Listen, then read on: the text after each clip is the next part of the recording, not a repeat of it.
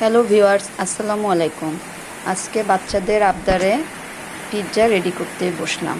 পিৎজার ডোটা তৈরি করার জন্য প্রথমে ময়দা নিলাম 2 কাপের মতো। মধ্যে তার ভিতরে আমি ইস্ট দিলাম, গুঁড়ো দুধ, একটু লবণ, চিনি, এগুলো দিয়ে হালকা কুসুম গরম পানি দিয়ে ডোটা তৈরি করলাম। এর আগে আরেকবার আমি পিৎজা রেডি করেছি, আজকেরটা অন্যভাবেই তৈরি করছি। ডোটা ভালো করে তৈরি করে নিলাম। ডোটি আমি 30 মিনিটের মতো রেস্টে রেখে এখন চিকেনগুলো ম্যারিনেট করে রেখেছিলাম সয়া সস এবং টমেটো সস দিয়ে।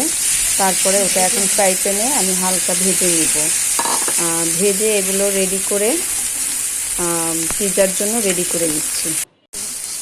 চিকেনটাও ভাজা কমপ্লিট করে ফেলছি মোটামুটি। আমি আগেই বলেছি যে পিৎজাটি আমি অন্যভাবে আজকে করব, কারণ এর আগে আমি ওভেনে করেছিলাম, এখন আমি গ্যাসের চুলায় করব। তাই ওভেন ট্রেটি না নিয়ে আমি আমার বাসার স্টিলের যে থালাটি আছে ওটার উপরেই আমি পিৎজাটি সেট করে সস দিয়ে, পিৎজা সস দিয়ে সুন্দর করে এটা মেখে নিয়ে নিলাম। পিৎজা সসটি দেওয়ার পরে আমি মোজারেলা চিজ দিয়ে ওটা ফিলিং করে দিলাম পুরোটা পিৎজার উপরে। এরপরে ক্যাপসিকাম, কিছু পেঁয়াজ কুচি, রসুন কুচি, টমেটো এবং চিকেন দিয়ে তারপর আবার আমি কিছুটা মোজারেলা চিজ দিয়ে দিলাম বেশি করে। আমার বাচ্চা বারবার বলতেছিল আম্মু বেশি বেশি করে দাও, বেশি করে দাও। আচ্ছা, এরপরে হবে খাওয়ার পালা, দেখি কেমন হলো। আবার বেশি করে চিজ দিয়ে দিলাম। মনে হচ্ছে একটা চিজে আমার আজকেই শেষ হয়ে যাবে, কারণ আরও আমার 2টা বানাতে হবে।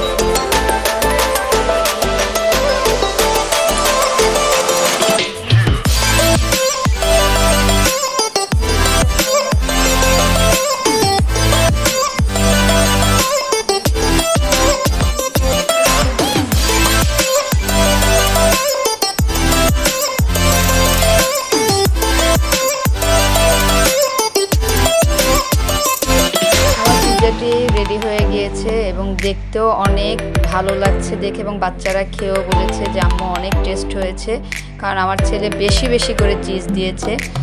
আপনারা সবাই আমার পেজটিকে ফলো করে আমার পাশে থাকবেন।